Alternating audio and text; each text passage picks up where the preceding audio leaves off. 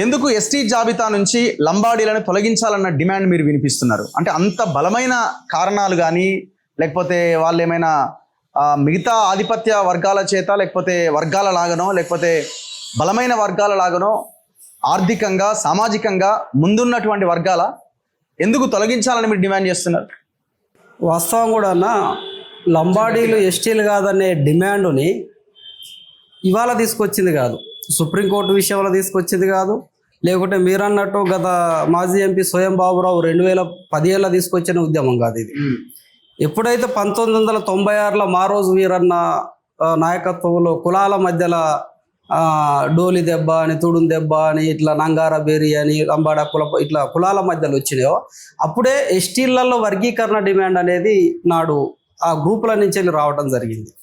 At the same time 94లో మందకృష్ణ మాదిగ అన్న పోరాటం, ఎస్సీలలో వర్గీకరణ పోరాటం, ఇది ఒక సారూప్యంగా కొనసాగుకుంటూ మనకు వస్తూ ఉంటుంది. లేదు 2000, 2010 వరకు. అది ఈ తుడుందెబ్బ ఉద్యమంలో మేము సెకండ్ జనరేషన్.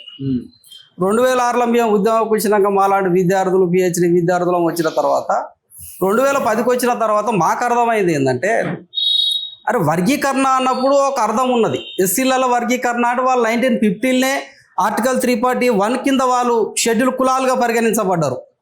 రెండోది ఆర్టికల్ 340 కింద బీసీ కులాలు ఆల్రెడీ వర్గీకరణ చేసుకున్నాయి. కానీ ఎస్టీలలో వర్గీకరణ ఏంది? 1950లో ఈ జాబితాతో పాటు ఆర్టికల్ 342 కింద ఏవైతే గుర్తించబడ తెగలున్నాయో వాటికి మాత్రమే రిజర్వేషన్ ఫలాలు రావాలి. కానీ కొత్తగా 76లో ఎస్టీలలో కలిపినామని ఇవాళ లంబాడా కులం అనేది వచ్చింది, ఎక్కడో తేడా వచ్చింది అన్న కాడ అప్పుడు మేమంతా డాక్యుమెంటేషన్ చేసినప్పుడు మాకు అర్థమైంది ఏంటంటే, లంబాడీలు అనేవారు ఆర్టికల్ 342 క్లాస్ 1 కింద రాజ్యాంగ సవరణ జరగకుండానే అక్రమ మార్గంలో 1976లో ఎస్టీ జాబితాలకు వచ్చింది అనేది మొదటి పాయింట్. ఇంకా మనం మూలాలకు పోయేది ఉంటానా, ఇది